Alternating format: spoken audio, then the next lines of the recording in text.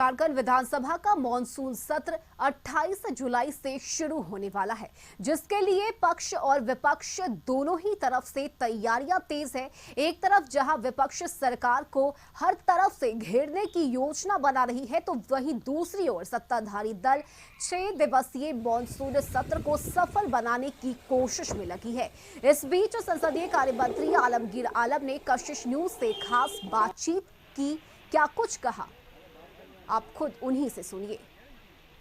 28 जुलाई से मानसून सत्र प्रारंभ हो रहा है। 6 कार्य दिवस होंगे। सत्ता पक्ष और विपक्ष की तरफ से लगभग तैयारियां पूरी की जा रही हैं। और देखिए, एक तरफ विपक्ष की बात करें तो कई सारे ऐसे मुद्दे हैं जिस पर सरकार को घेरने की तैयारी कर रही है। भ्रष्टाचार सहित जो रोजगार का मुद्दा है या और भी अन्य 1932 का हो, कई मुद्दे हैं जिस पर सदन में हंगामा रहने की संभावना है। लेकिन वहीं सत्ताधारी दल जो है, सत्ता पक्ष पूरी तरह से जवाब देने के लिए भी तैयार है। हमारे साथ संसदीय कार्य मंत्री आलमगीर आलम सर हैं। सर, ये 6 कार्य दिवस हैं, किस तरीके से सत्र की तैयारी? देखिए, मानसून सत्र 28 जुलाई से लेकर 4 अगस्त तक सदन आहूत की गई है। और जब भी सदन का शुरुआत होती है तो हम लोग अक्सर सुनते हैं कि सदन जो होगा हंगामेदार होगा, विपक्ष तैयार है, ये सब की बात। तो ये एक परंपरा या एज यूजुअल कोर्स हम बोलेंगे। लेकिन हम यही कहना चाहेंगे कि विधानसभा का सत्र, मानसून सत्र 28 से 4 अगस्त तक होगा।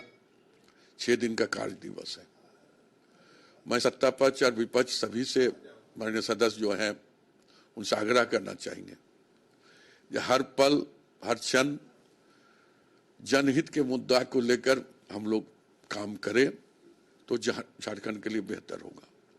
विधानसभा सत्र ठीक ढंग से चले, जैसे पक्ष का एक दायित्व होता है उसी तरह विपक्ष का भी दायित्व होता है। दोनों मिलकर ही सदन बड़ी बेहतर ढंग से चले। और हमारे तरफ से, सरकार की तरफ से ये कोशिश रहेगी कि जो भी जन मुद्दा उठकर उभर कर विधानसभा में आए, निश्चित तौर पर सरकार उस पर गंभीरता से लेते हुए उसका निष्पादन करने की हम काम करें। और मुझे सभी माननीय सदस्य, चाहे सत्ता पक्ष हो चाहे विपक्ष हो, सभी से आग्रह हम यही करना चाहेंगे कि हम मिलजुल कर सदन को अच्छा से हम चलाएं और जनहित के मुद्दा को हम धरातल पर लाने की काम करेंगे। बिल्कुल, ज्यादा से ज्यादा जनता के मुद्दों को सदन के पटल पर रखा जाए, ज्यादा से ज्यादा समाधान हो, ये सरकार का प्रयास रहेगा।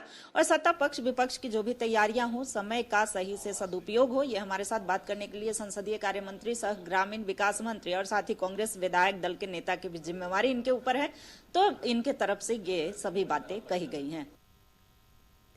और रांची से संवाददाता रुचि शर्मा इस वक्त हमारे साथ जुड़ गई हैं। रुचि, 28 जुलाई से मॉनसून सत्र शुरू होना है, लेकिन इस बार विपक्ष के पास कई मुद्दे हैं सरकार को घेरने के लिए। वहीं सरकार की तरफ से भी तैयारियां शुरू है। क्या लग रहा है, कौन कौन से मुद्दे सदन में उठाए जाएंगे?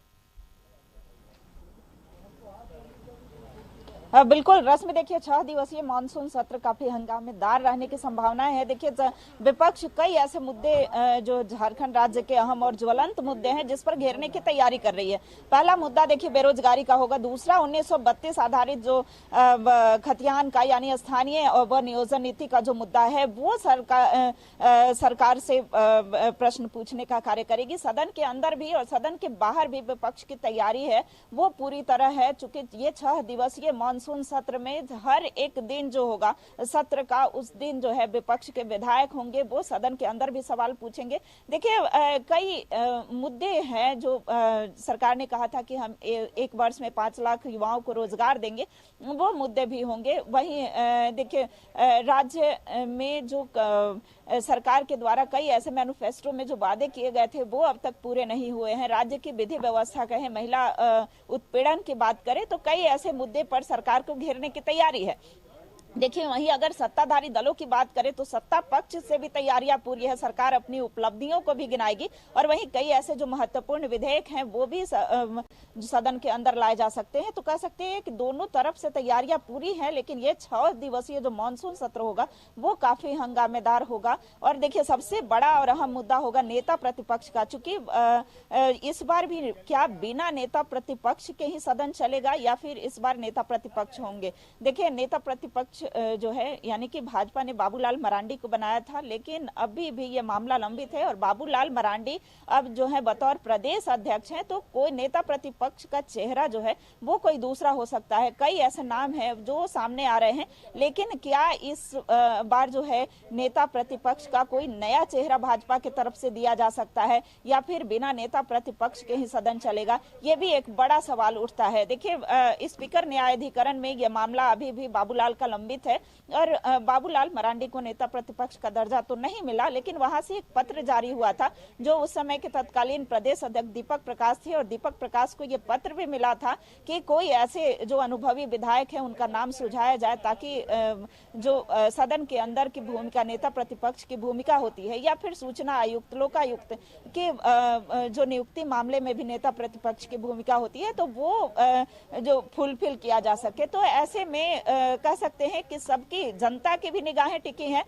कि अब की बार नेता प्रतिपक्ष होंगे या फिर बिना नेता प्रतिपक्ष के ही चलेगा। देखिए राज्य का सबसे बड़ा पंचायत जो है वो विधानसभा होता है, तो विधानसभा में राज्य की जनता की समस्याएं जो है वो सदन के पटल पर रखी जाती हैं, तो जनता की निगाहें भी मानसून सत्र पर टिकी हुई है। अब आने वाले दिनों में देखना होगा कि मानसून सत्र जो है वो कैसा चलता है। हालांकि कशिश न्यूज से खास बातचीत के माध्यम से आज संसदीय कार्य मंत्री आलमगीर आलम ने यह विपक्षी पार्टियों से भी आग्रह किया है कि सदन जो है वो शांतिपूर्ण तरीके से चलने दे। हो हंगामे के बीच जब सदन चलता है तो जनता को जो लाभ मिलना चाहिए या सदन की कार्यवाही चलती है उसका लाभ नहीं मिल पाता है। जी रश्मि। जी बहुत शुक्रिया रुचि आपका तमाम जानकारी के लिए।